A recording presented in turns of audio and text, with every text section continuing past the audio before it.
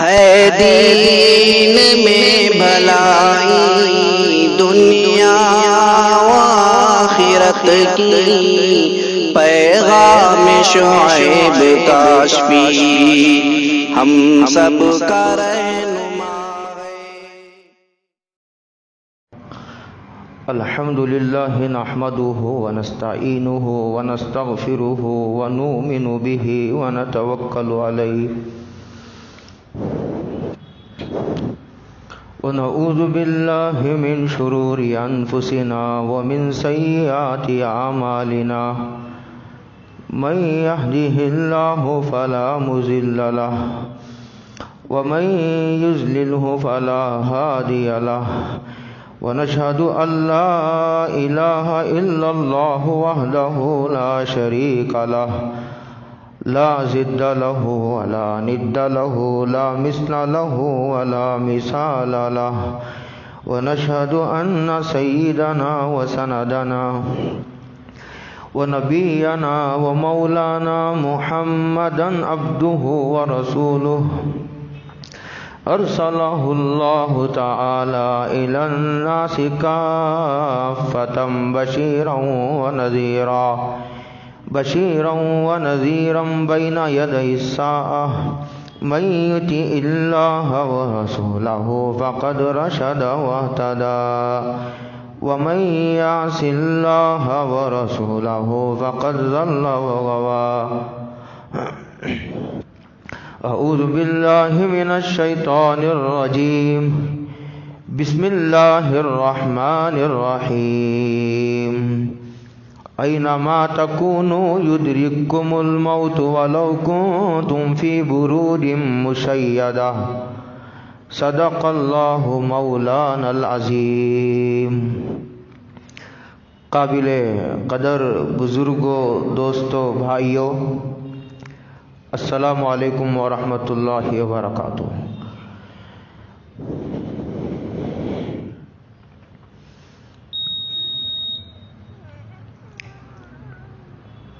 قرآن کریم کی اس وقت ایک آیت کریمہ تلاوت کرنے کی اللہ رب العزت والجلال نے توفیق عنایت فرمائی ہے۔ اس کا ترجمہ یہ ہے، اینما تکونوا یدرککم الموت، تم جہاں کہیں بھی رہو موت تمہیں آ کر کے پکڑ لے گی۔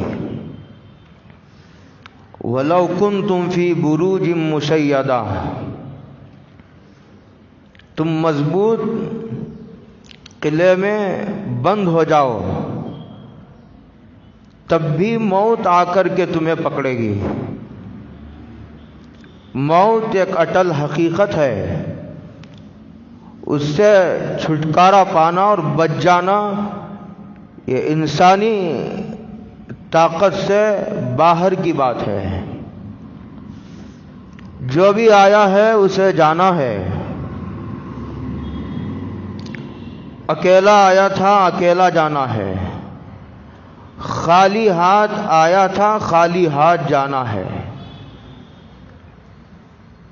بادشاہ کو بھی جانا ہے، رعایا کو بھی جانا ہے، مالداروں کو، سرمایہ داروں کو، غریبوں کو، علماء کو، مشائخ کو، اہل اللہ کو، ذمہ داروں کو، مرد و عورت، چھوٹے بڑے سب کو جانا ہے۔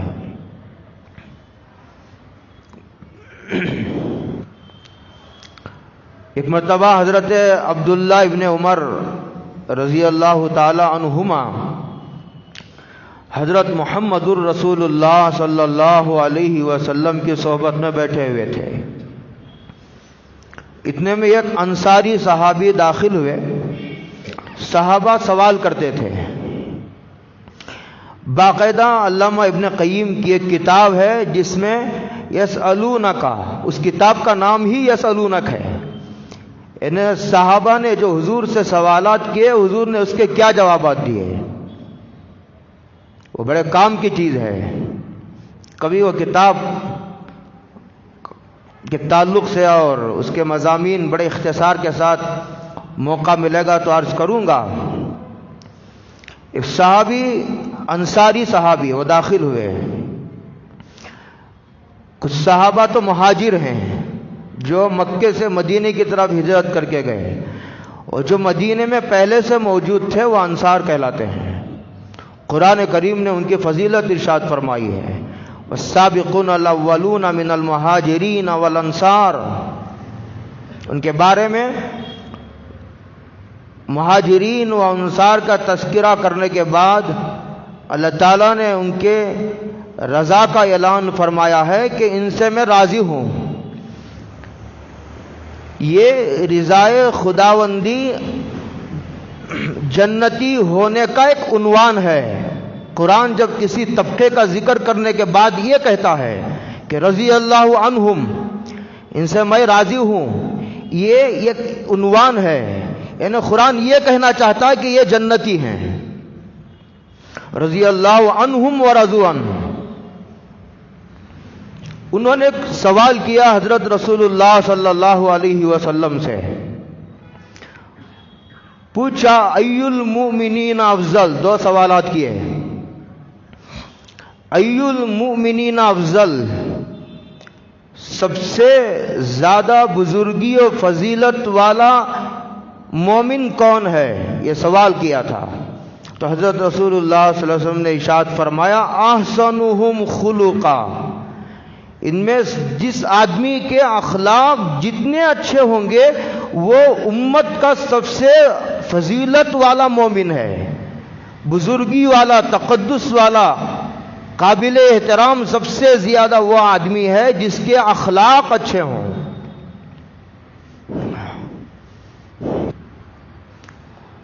لوگ نماز تو پڑھ لیتے ہیں، ذکر بھی کر لیتے ہیں، لیکن لوگوں کے اخلاق اچھے نہیں، اخلاق کی طرف توجہ کم دی جاتی ہے۔ ماں باپ کے ساتھ، بھائیوں کے ساتھ، بہنوں کے ساتھ، اجنبیوں کے ساتھ، پڑوسیوں کے ساتھ، چھوٹوں کے ساتھ، بڑوں کے ساتھ، یہ ایک باقاعدہ ایک سیکھنے کی چیز ہے۔ اسلام نے اسے بڑا مقام دیا ہے، بہت بڑا درجہ عطا فرمایا ہے۔ تو ایک سوال یہ کیا صحابی نے، جب یہ سوال کا جواب مکمل ہو گیا، صحابی نے دوسرا معان بات سوال کیا۔ دوسرا سوال یہ تھا ای المؤمنین اقیس، کہ ایمان والوں میں سب سے زیادہ عقل مند کون ہے، یہ سوال تھا۔ تو حضرت رسول اللہ صلی اللہ علیہ وسلم نے جواب دیا اکثرہم للموت ذکرا واحسنہم لما بعدہم واحسنہم لما بعدہم استعدادا۔ دو باتوں کا ذکر کیا گیا۔ سب سے زیادہ عقل مند، میں اور آپ کسے عقل مند سمجھتے ہیں؟ کہ سب سے زیادہ پیسے کمانے والا ہے وہ سب سے زیادہ عقل مند ہے۔ جو عیسیٰ کی ٹوپی موسیٰ کو، موسیٰ کی ٹوپی عیسیٰ کو پہناتے رہتا ہے، ہم اسے دنیا کا سب سے عقل مند ترین انسان کہتے ہیں۔ جھوٹ بول کر کے 1 لاکھ روپے کما لیے، دھوکہ دے کر کے 2 لاکھ روپے کما لیے، تو ہمیں سمجھتے ہیں کہ بہت زیادہ عقل مند ہے۔ کسی کی 10 بلڈنگیں ہیں، اتنا کمایا کہ زندگی میں اسے کبھی نماز پڑھنے کی توفیق نہ ہوئی، ہم کہتے ہیں بہت بڑا عقل مند ہے۔ اب سنیے، حضرت رسول اللہ صلی اللہ علیہ وسلم نے 2 باتوں کا ذکر کیا۔ ایک فرمایا اکثرہم للموت ذکرا، کہ ایمان والوں میں سب سے زیادہ عقل مند وہ انسان ہے جو موت کو کثرت سے یاد کرتا ہے۔ حضرت رسول اللہ صلی اللہ علیہ وسلم نے ایک حدیث میں ارشاد فرمایا جو آدمی کم از کم دن میں 20 مرتبہ موت کو یاد کرے گا، اللہ تعالیٰ اس کا نام شہیدوں میں لکھ دیں گے۔ جب قبر سے اٹھے گا تو شہید اٹھے گا۔ شہید کی 2 قسمیں ہیں، ایک شہید وہ جو پیٹ کے درد میں مر جائے، اس طرح لمبی تفصیلات ہیں اس کی۔ ایک اخروی شہید ہے، ایک دنیاوی شہید ہے۔ دنیاوی شہید کہتے ہیں ایک آدمی اللہ کے دین کو بلند کرنے کے لیے، یا اس کی شکل و صورت کو مسخ کی جا رہی ہے، اسے بچانے کے لیے اپنی جان دے دیتا ہے، وہ دنیاوی شہید ہے، تو اس کے احکامات بالکل الگ ہیں۔ اس کے احکامات یہ ہیں کہ اس کو نہلایا نہیں جاتا، اسی خون میں جو لت پت ہے انہی کپڑوں کے ساتھ دفنا دیا جاتا ہے، اس لیے کہ جب قبر سے اٹھے گا اسی حالت میں اٹھے گا تو ساری کائنات دیکھے کہ یہ امت کا شہید ہے۔ حضرت ابو ہریرہ رضی اللہ تعالی عنہ غالباً راوی ہے، فرماتے ہیں جو آدمی روزانہ 20 مرتبہ موت کو یاد کرتا ہے، ہم موت کو یاد کرنے کو ایک منحوس چیز سمجھتے ہیں، بچے گھر میں موت کا تذکرہ چھیڑ دیتے ہیں تو بڑے کہتے ہیں ارے موت کا تذکرہ نہ کرو،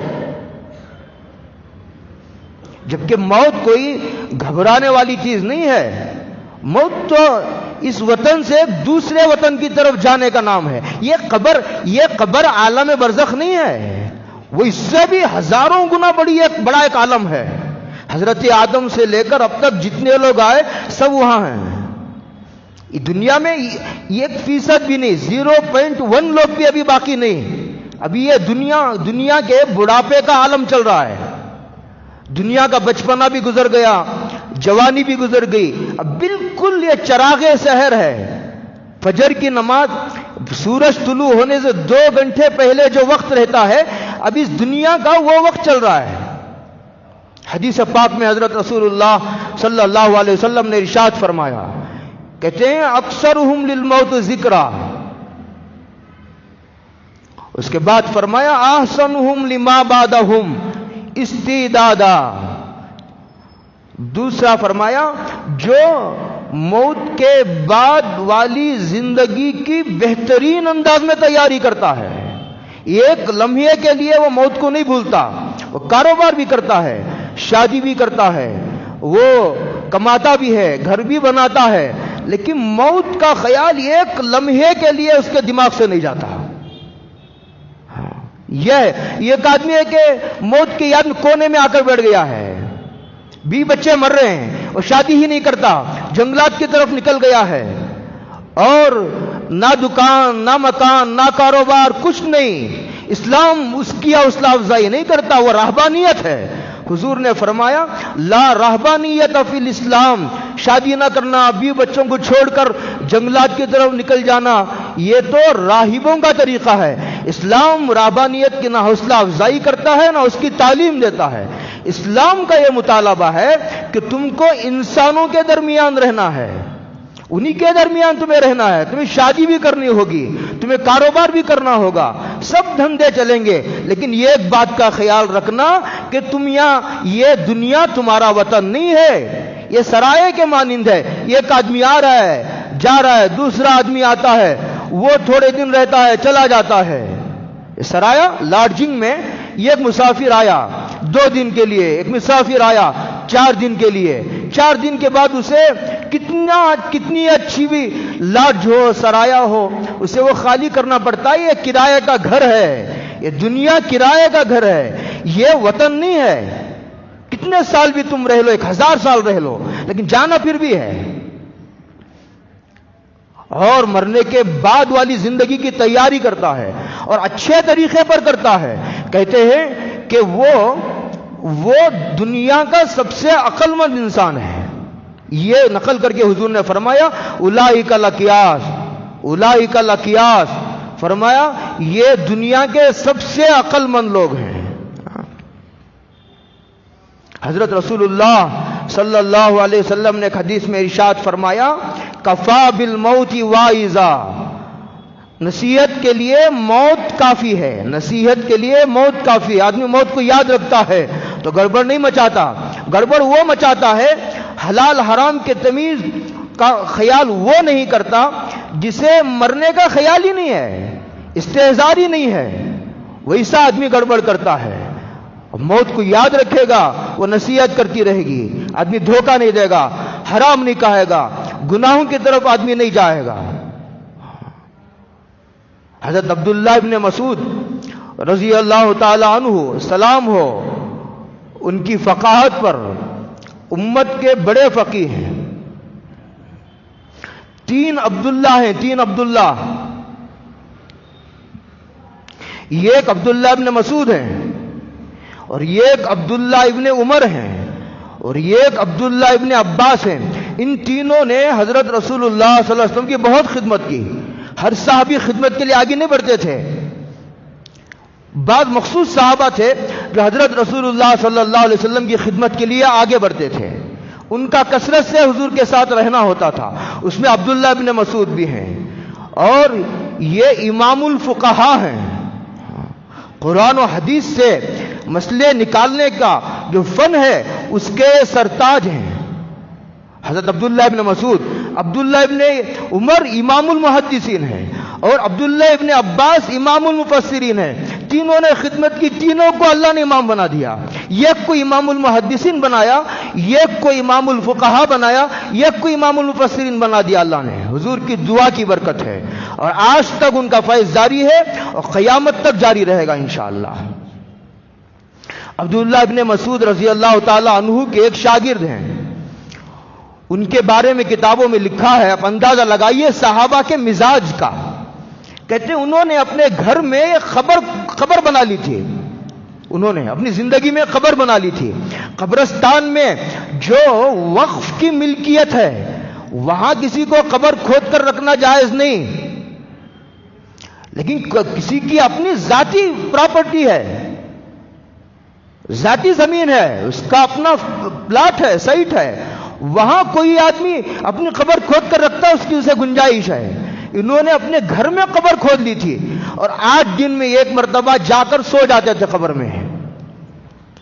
سو کر کے کہتے تھے آنکھیں بند کر کے کہ مجھے دوبارہ دنیا کی طرف لوٹا دیجیے, میں اچھے عمل کر کے آؤں گا. وہ کوئی گناہ ونا نہیں کرتے تھے, کہ موت کو یاد رکھنے کے لیے انہوں نے یہ کیا کہ اپنے گھر میں قبر کھود لی اور جاتے تھے ہفتے میں ایک مرتبہ. اس کا اثر ہفتہ بھر رہتا تھا. پھر جب ہفتہ مکمل ہو جاتا پھر جا کر سو جاتے تھے اور کہتے تھے رب ارجعون لعلی اعمل صالحا فیما ترکت. کہتے ہیں اللہ مجھے دنیا کی طرف واپس لوٹائیے, دنیا میں جا کر اب اچھے عمل کر کے آؤں گا. غفلت ہو گئی آپ سے, آپ کے ذکر سے, آپ کے احکامات پر پورے طور پر عمل نہیں کر سکا. اس طرح اپنے آپ سے مخاطب ہو کر کے پھر آتے تھے. کتنی موت یاد رہتی ہوگی. ایسا آدمی گڑبڑ کرے گا جو اپنی گھر میں ہی قبر کھود لے. یہ دنیا کے واقعی بہت بڑے عقل مند ہے. صحابہ سے عقل مند کون ہے؟ رہ کے دنیا میں, کس شاعر نے خوب کہا, رہ کے دنیا میں بشر کو نہیں زیبا غفلت. موت کا دھیان بھی لازم ہے کہ ہر آن رہے. جو بشر آتا ہے دنیا میں یہ کہتی ہے قضا, میں بھی پیچھے چلی آتی ہوں, ذرا دھیان رہے. تم بھول جاتے ہو موت کو, موت نہیں بھولتی. تم بھول جاتے ہو قبر کو, قبر نہیں بھولتی. قبر چیخ چیخ کر پکار کر کہتی ہے کہ میں کیڑے مکوڑوں کا گھر ہوں, میں کیڑے مکوڑوں کا گھر ہوں. تم آؤ گے, اندھیروں میں سو گے, اکیلے سو گے, آنے سے پہلے تیاری کر کے آؤ, آنے سے پہلے تیاری کر کے آؤ. کسی شاعر نے بہت خوب کہا, شکریہ اے قبر تک پہنچانے والوں شکریہ. بچے رشتہ دار قبر تک آتے ہیں, کپڑے تو گھر میں اتار لیے جاتے ہیں, جائیداد, گھر, خزانہ, مال, پیسہ سب گھر میں پڑا رہ جاتا ہے اور رشتہ دار اس کے قبر تک چھوڑنے کے لیے آتے ہیں. تو میت کی زبانی کسی شاعر نے بہت خوب کہا, شکریہ اے قبر تک پہنچانے والوں شکریہ. اب اکیلے ہی چلے جائیں گے اس منزل سے ہم, اب اکیلے ہی چلے جائیں گے اس منزل سے ہم, وہیں تک آخری پہنچ وہیں چاہے. اس لیے آدمی کو موت یاد رکھنا اور مرنے کے بعد والی زندگی کے لیے تیاری کرنا اور اچھا مرنے کے اسباب اختیار کرنا.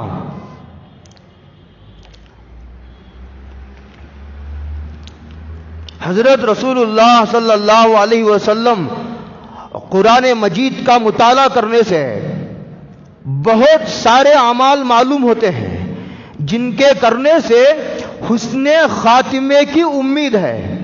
آپ نوٹ کر کے اس پر عمل کریں گے, اللہ تعالیٰ وہ آخری لمحہ ہم سب کا بہتر فرمائے. اللہ تعالیٰ انجام بخیر فرمائے.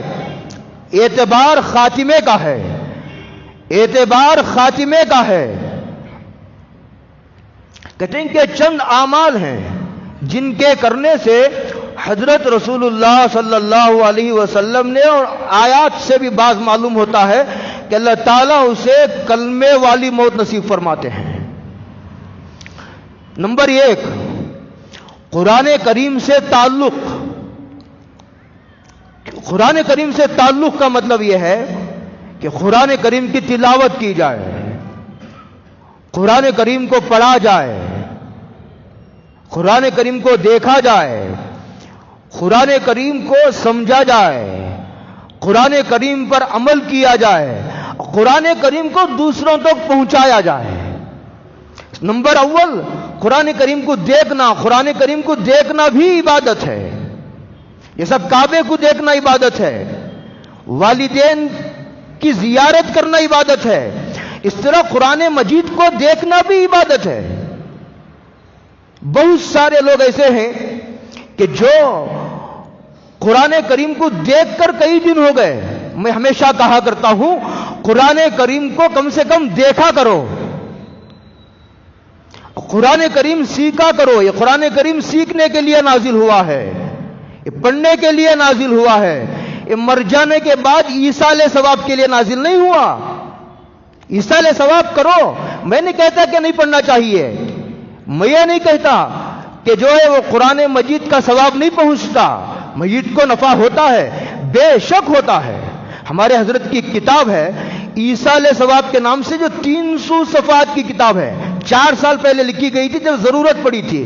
امت کے بعد لوگوں نے یہ بات چلائی تھی کہ ایصال ثواب کوئی چیز نہیں، تو ضرورت پڑی قلم اٹھانے کی، تو حضرت نے 300 صفحے کی کتاب لکھی ہے. اس میں صرف ایک مسئلے کو ثابت کیا ہے کہ ایصال ثواب برحق ہے.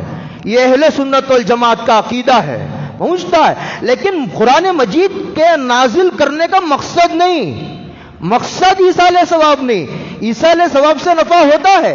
جیسے بعض آیتوں کو پڑھ کر دم کرو، بشرطے کہ پڑھنے والا اسے سمجھ میں آنا چاہیے کہ یہ آیت فلاں بیماری کا علاج ہے، اس آیت میں فلاں درد کا درما موجود ہے.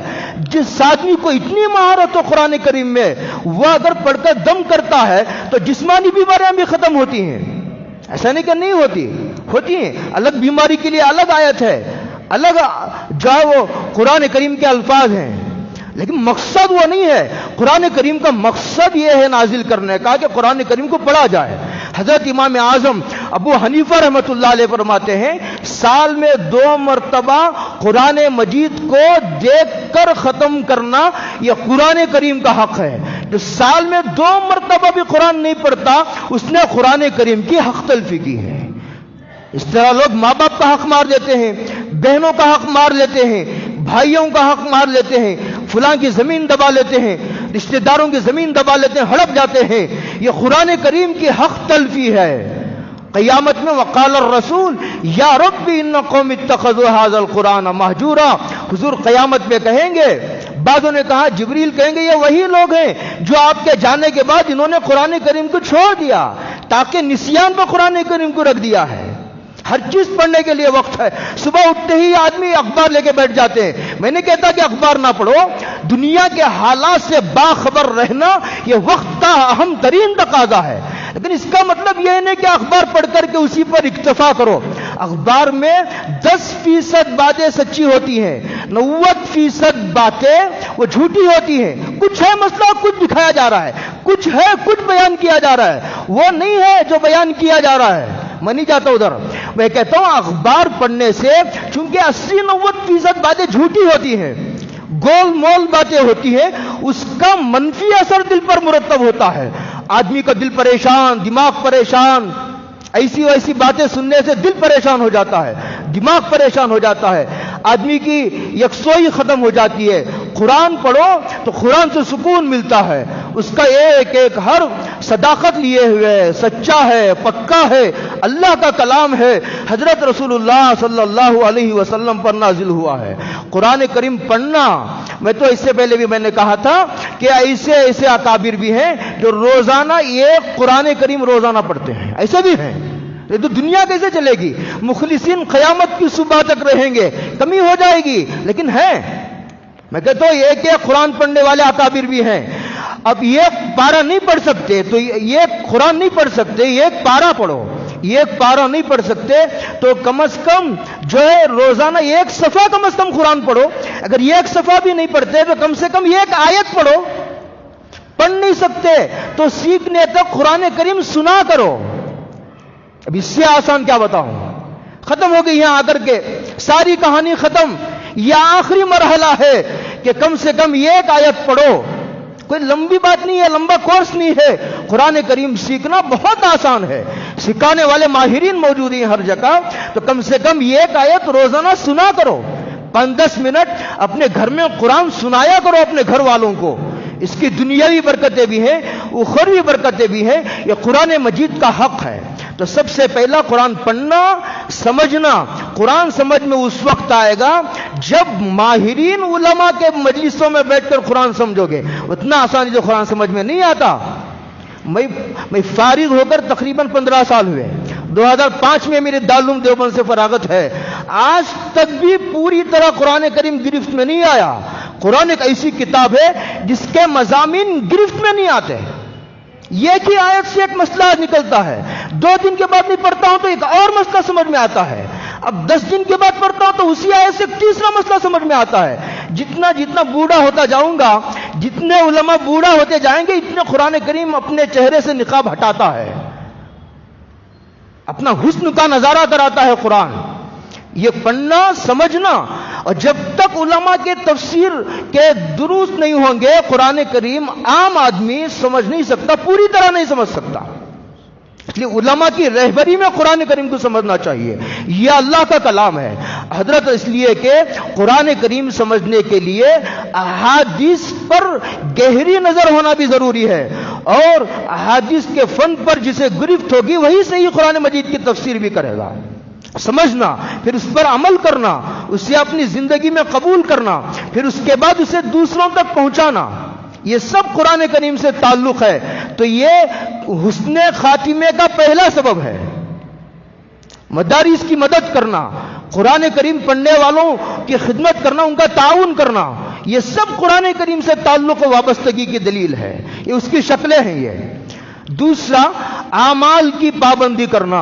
ایمان تو اللہ نے اپنے کرم سے عطا فرما رکھا ہے، اعمال کی پابندی کرو گے تو ایمان کی جڑیں مضبوط ہوں گی۔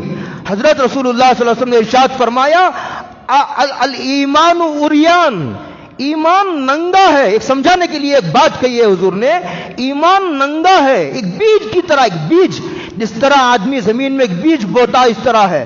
عمل کرو گے تو جڑیں مضبوط ہوں گی ایمان کی، اور اس کی شاخیں ظاہر ہوں گی اعمال کی شکل میں، اخلاق ظاہر ہوں گے، خدمت دین کی شکل میں اس کے اثرات ظاہر ہوں گے۔ لوگ کہتے ہیں کہ ایمان ہے الحمدللہ، کبھی نہ کبھی ہم جنت میں جائیں گے۔ اس وقت جائیں گے جب ایمان پر خاتمہ ہوگا، اور ایمان پر خاتمہ اس وقت ہوگا جب اعمال کی پابندی کرو گے، ورنہ ایمان کمزور ہوتا جائے گا۔ یہ جو اعمال کو مشروع کیا گیا ہے وہ ایمان کو مضبوط کرنے کے لیے مشروع کیا گیا ہے، اعمال بیکار چیز نہیں ہے۔ جتنا زیادہ عمل کرو گے ایمان اتنا مضبوط ہوتا جائے گا، اور پھر حسن خاتمے کی امید بھی کی جا سکتی ہے اعمال سے، وہ اعمال کو مضبوط کرنے، باقی رکھنے کے لیے۔ نمبر 3، ذکر اللہ کا اہتمام کرنا۔ ذکر اللہ کا اہتمام کرنا، باتوں کے لیے، غیبتوں کے لیے ہمارے پاس وقت ہے، اللہ کے ذکر کے لیے ہمارے پاس وقت نہیں۔ صبح شام اطمینان سے بیٹھ کر کے یکسوئی کے ساتھ، اب کوئی ٹینشن نہیں، جو وقت تمہاری یکسوئی کا ہے، بعضوں کو فجر کے بعد وقت ملتا ہے، بعضوں کو ظہر کے بعد وقت ملتا ہے، بعض لوگ جو کاروباری لوگ ہیں ان کو مغرب بعد یا عشاء بعد وقت ملتا ہے۔ ایسی بھی کیا زندگی ہے جو ذکر کے بغیر گزر جائے؟ بھائیو، روزانہ 70 ہزار مرتبہ اللہ اللہ کرنے والے موجود ہیں. میں آپ سے اتنی بڑی تعداد کا مطالبہ تو نہیں کر سکتا، لیکن 500 مرتبہ تو ہر آدمی کر سکتا ہے. کر کے دیکھیے، 10 منٹ لگیں گے، لیکن ذکر اللہ کا اہتمام کرو.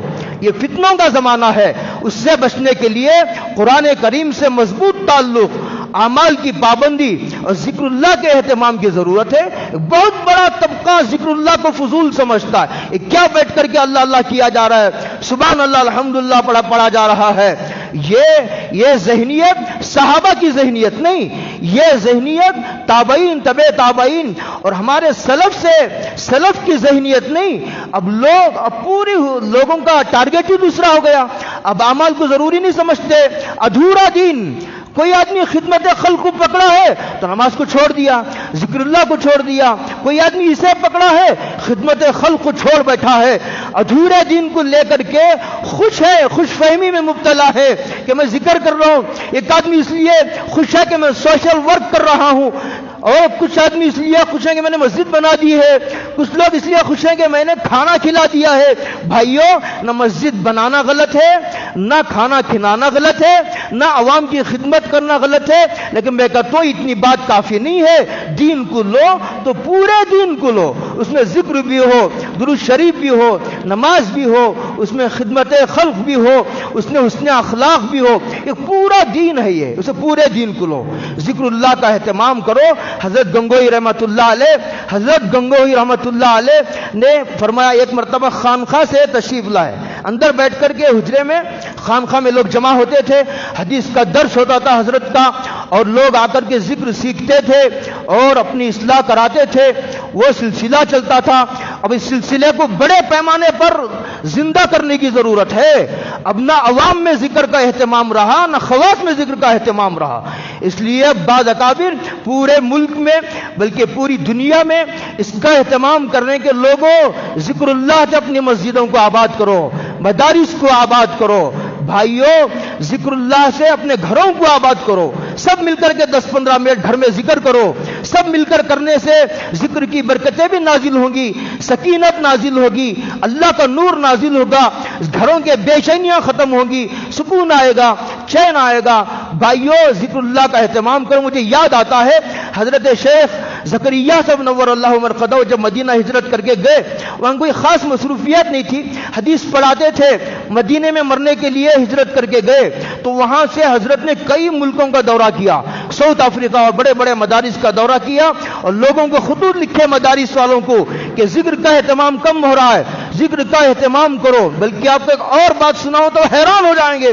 حضرت نے یہاں تک لکھا کہ کسی کو تنخواہ دے کر کے 24 گھنٹے ذکر کرنے والے کو مسجد میں بٹھاؤ، وہ بھی برکتوں سے خالی نہیں. حضرت گنگوئی خانقاہ سے اٹھ کر ایک مرتبہ رات میں آئے 4 بجے اور کہا کہ بھائیو، ایک بات غور سے سنو، تم اللہ کا نام کتنی بھی غفلت سے لو، وہ اثر دکھائے بغیر نہیں رہتا. زہر کھاتا ہے تو آدمی مر جاتا ہے، زہر میں یہ اثر ہے کہ آدمی مر جاتا ہے، اللہ کا نام میں اس سے زیادہ اثر ہے. ذکر اللہ کا اہتمام. چوتھی چیز جس سے کلمے والی موت نصیب ہوتی ہے وہ تقوی ہے. اللہ سے ڈر کر زندگی گزارنا. گناہ ہو جاتا ہے، انسانوں میں کمزوریاں ہیں، لیکن بھائیو، ان العاقبۃ للمتقین. گناہ ہو جاتا ہے، کبھی آدمی پھسل جاتا ہے اس کا قدم، ٹھیک ہے، لیکن ایک آدمی گناہ پر گناہ کر رہا ہے، اس لیے کر رہا ہے کہ اللہ غفور ہے، اللہ رحیم ہے، اللہ معاف کرنے والے ہیں. اس طرح سوچ کر جو گناہوں پر جم جاتے ہیں، گناہوں پر اصرار کرتے ہیں، گناہوں میں بے باکی دکھاتے ہیں، جرأت سے کام لیتے ہیں، جرأت سے گناہ کرنے والوں کو حضرت تھانوی نے لکھا توبہ کی توفیق نہیں ہوتی. غلطی سے ہو گئی، کوئی گناہ ہو گیا، چوک ہو گئی، بیچارہ کسی برے ماحول میں پھنس گیا، اتفاق سے گناہ ہو گیا، آ کر کے پھر اس نے توبہ کی، وہ الگ بات ہے. لیکن ایک آدمی جرأت کرتا ہے، جرأت اس امید پر کرتا ہے کہ مرتے وقت توبہ کر لیں گے، ابھی تو جوانی ہے، جب جوانی ڈھل جائے گی، جب داڑھی چھوڑیں گے، جب توبہ کریں گے. ارے بوڑھا کس کی گارنٹی ہے؟ آنے کی ترتیب ہے، جانے کی ترتیب نہیں. اس لیے اللہ سے ڈر کر زندگی گزارو. گناہوں پر اصرار کرنے والوں کو توبہ کی توفیق نہیں ہوتی. اللہ ہم سب کی حفاظت فرمائے. 5ویں چیز ہے اہل اللہ کی صحبت. اب اس میں بھی کمی ہوتی جا رہی ہے. اہل اللہ کی صحبت اہل اللہ کا ایک مقدس ترین طبقہ پہلے بھی تھا اور اب بھی ہے. بعض لوگوں کا یہ خیال ہے جن کو قرآن و حدیث پڑھنا نہیں آتا بیچاروں کو, جن کو قرآن و حدیث کی ہدایت نہیں معلوم, ان کا یہ عقیدہ ہے کہ اہل اللہ کسی زمانے میں تھے, اللہ کے اولیاء کسی زمانے میں پیدا ہوئے تھے, کسی زمانے میں خواجہ اجمیری تھے, خواجہ نظام الدین اولیاء تھے, خواجہ قطب الدین بختیار کاکی تھے, اور جو کسی زمانے میں حضرت جی الیاس صاحب تھے, حضرت تھانوی تھے, شیخ الہند محمود حسن دیوبندی تھے, اور کسی زمانے میں فلاں فلاں لوگ تھے. اب وہ زمانہ گیا, اب کہاں اہل اللہ رہے, اب کہاں بزرگان دین کا وجود ہے. ایسا کہنا تو قرآن کریم کو نہ سمجھنے کا نتیجہ ہے. قرآن کریم نے کہا اے ایمان والو اتقوا اللہ, اللہ سے ڈر کر زندگی گزارو, وکونوا مع الصادقین, اور اہل اللہ کے ساتھ رہو. جو لوگ تقوی والی زندگی گزارتے ہیں ان کے پاس علم بھی ہے, اور اپنے علم پر اخلاص کے ساتھ عمل بھی کر رہے ہوں. یہ نہیں کہ ان سے گناہ نہیں ہوتا, کبھی اتفاق سے کبھی ہو گیا, ایسا سمجھو. میں سمجھانے کے لیے ایسا کہتا ہوں, ایک آدمی وہ ہے جو روزانہ 10 گناہ کرتا ہے, اور ایک آدمی ایسا ہے جو سال میں 2 سال میں 3 سال میں کبھی 1 گناہ ہوتا ہے. کہ روزانہ 10 گناہ کرنے والے کو 3 4 5 سال میں 1 گناہ کبھی اتفاق سے ہو گیا. ایسے کی صحبت میں بیٹھنے کی ضرورت نہیں ہے. کیا ایسے کی صحبت میں بیٹھنے سے اثرات نہیں ہوں گے؟ زندگیاں نہیں بدلیں گی؟ بدلیں گی, اور یقیناً بدلیں گی. اس لیے اہل اللہ کی صحبت کا اہتمام کیا جائے. کہتے ہیں کہ حضرت رسول اللہ صلی اللہ علیہ وسلم نے ارشاد فرمایا کہ ایک مرتبہ جو ہے صحابہ کی مجلس چل رہی تھی, ذکر کا حلقہ تھا. اس میں کہتے ہیں کہ فرشتے حاضر ہوتے ہیں, اور جب اللہ کے پاس جاتے ہیں تو اللہ پوچھتے ہیں کہاں سے آ رہے ہو؟ کہاں فلاں فلاں مسجد سے, فلاں جگہ سے, فلاں محلے سے آ رہا ہوں, اور میں کیا دیکھتا ہوں کہ وہاں لوگ ذکر میں موجود ہیں. اللہ پوچھتے ہیں کیا انہوں نے مجھے دیکھا ہے؟ کہا نہیں دیکھا. کہا اگر دیکھ لیتے, کہا اگر دیکھ لیتے تو اس سے بھی زیادہ جو ہے آپ کو یاد کرتے ہیں. کہتے ہیں فرشتے کہ اللہ تعالیٰ کہتے ہیں فرشتوں تم گواہ رہو کہ ہم نے ان سب بیٹھنے والوں کی مغفرت کر دی ہے. نزلت علیہم السکینہ وغشیتہم الرحمہ. اب جو ہے وہ اجتماعی ذکر کے حلقے قائم کرنے کی شدید ضرورت پیدا ہو رہی ہے, اس لیے کہ نیاز مندی کا فقدان ہوتا جا رہا ہے. لوگوں میں نیاز مندی نہیں, لوگوں میں عاجزی نہیں, لوگوں میں انکساری نہیں. جب اللہ کا یہ بڑا نام دل میں اترے گا تو دل کی ساری بڑائیوں کو ختم کر دے گا. تو فرشتوں نے پوچھا اللہ, اس میں ایک بندہ ایسا بھی تھا جو ذکر کرنے کے لیے نہیں آیا تھا, وہ تو اپنی کسی ضرورت سے مسجد میں آیا تھا. اللہ کہتے ہیں کہ اس کی بھی مغفرت کر دو, اس لیے کہ جو اہل اللہ ہوتے ہیں ہم الجلساء لا یشقی بہم جلیسہم, ان کے ساتھ بیٹھنے والوں کو بھی میں محروم نہیں کرتا ہوں.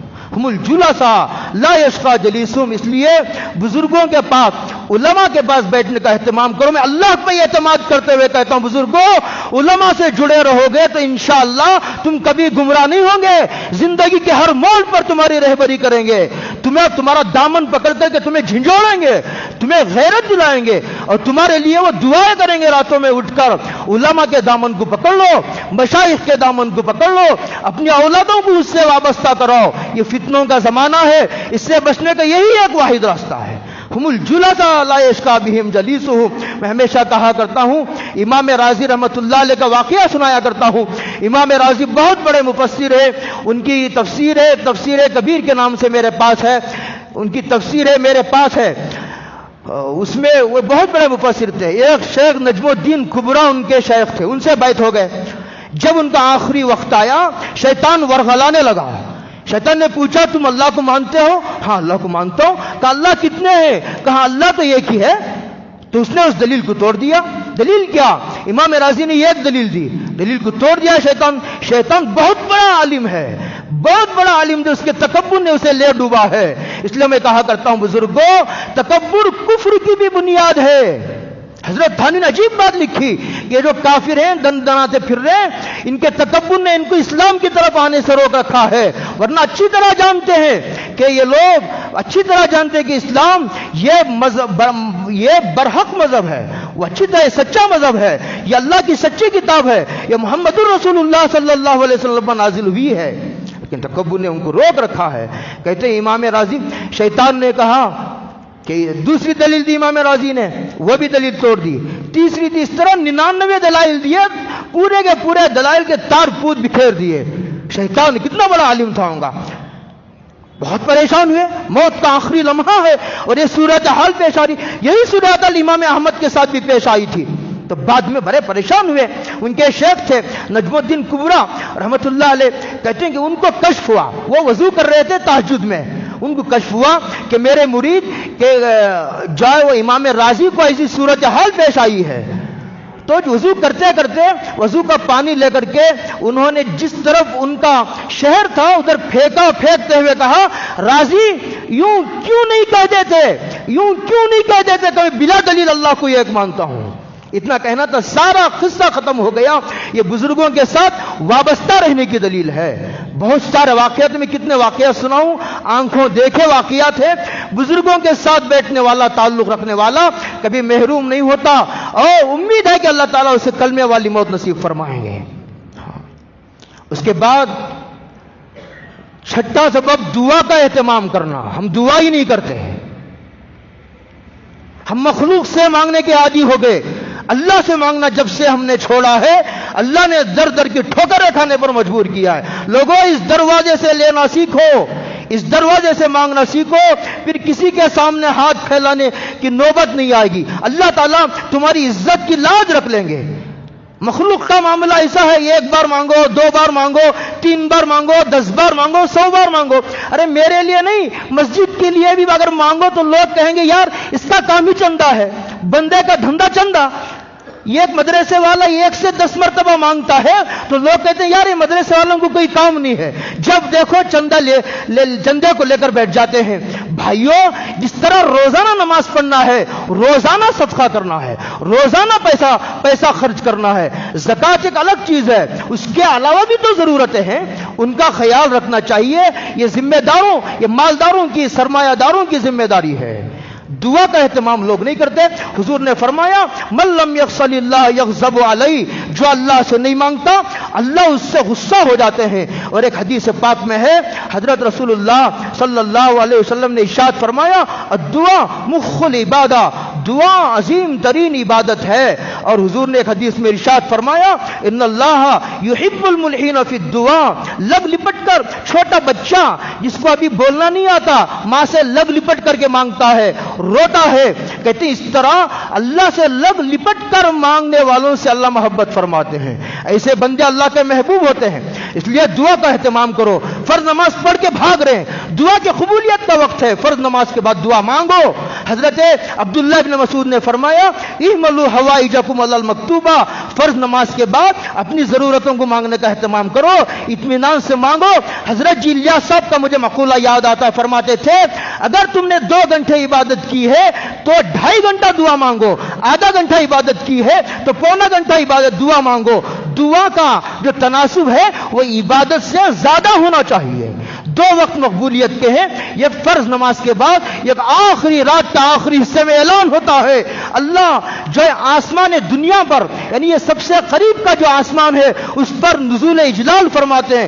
اعلان ہو رہا ہے مالداروں سے مانگو, تو غصہ ہو جاتے ہیں اور مالداروں کے دروازے رات کے 8 بجے بند ہو جاتے ہیں, بعضوں کے 5 بجے بند ہو جاتے ہیں. یہ خدا ہے جس کے دروازے 24 گھنٹے کھلے ہیں. اور فرمایا کہ جو 24 گھنٹے اویلیبل ہے, سوتا نہیں, اسے اونگ نہیں آتی, دیتے ہوئے تھکتا نہیں, اس کے خزانے جس طرح پہلے دن بھرتی تھے آج بھی پر ہیں. لینے والا چاہیے. ہم تو مائل بکرم ہے, کوئی لینے والا ہی نہیں. ہم تو مائل بکرم ہے, کوئی سائل ہی نہیں. راستہ دکھائے کسے, کوئی راہ منزل ہی نہیں, کوئی راستہ چلنے والا ہی نہیں, تو راستہ کسے دکھائیں. تو دعا کا اہتمام.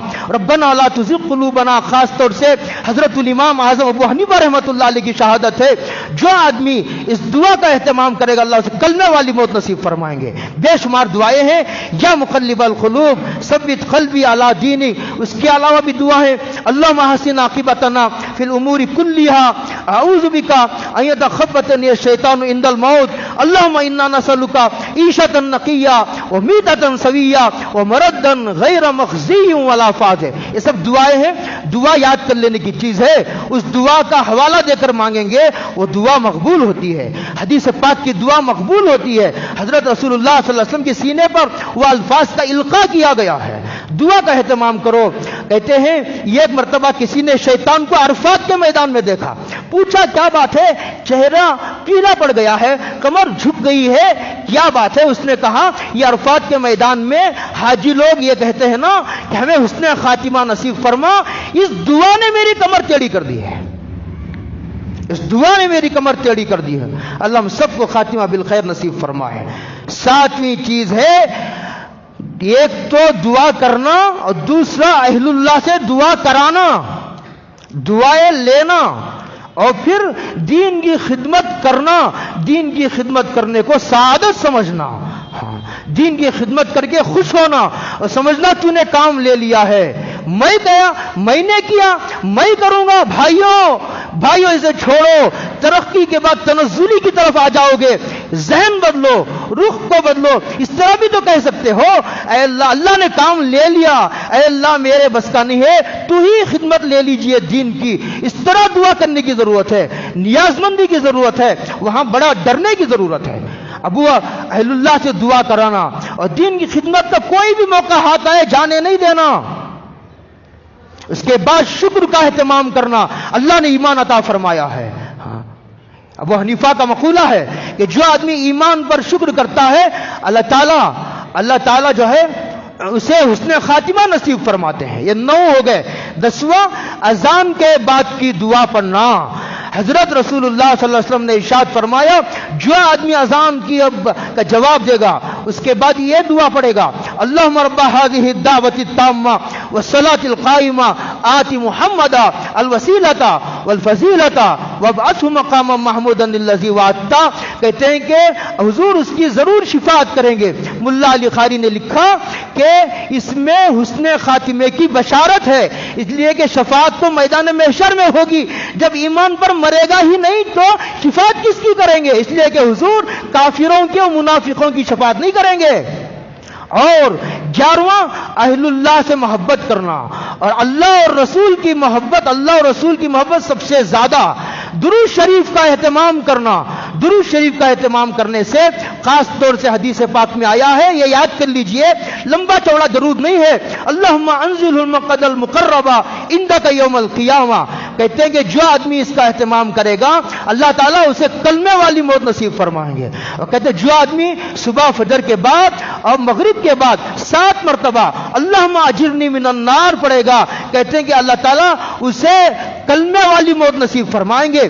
اور کہتے ہیں ایک آدمی رات میں سونے کے لیے بستر پر گیا, بستر پر وضو کر کے گیا, وضو کرنے کے بعد بستر پر گیا سونے کے لیے, سیدھی کروٹ, سونا سنت ہے, سیدھی کروٹ لیٹ کر کے اس نے یہ دعا پڑھی, اللہم انی اسلمت وجہی الیک ووجہت وجہی الیک وفوضت امری الیک والجأت ظہری الیک رغبتا ورہبتا الیک لا ملجا ولا منجا من اللہ الا الیک آمنت بکتابک الذی انزلت وبنبیک الذی ارسلت.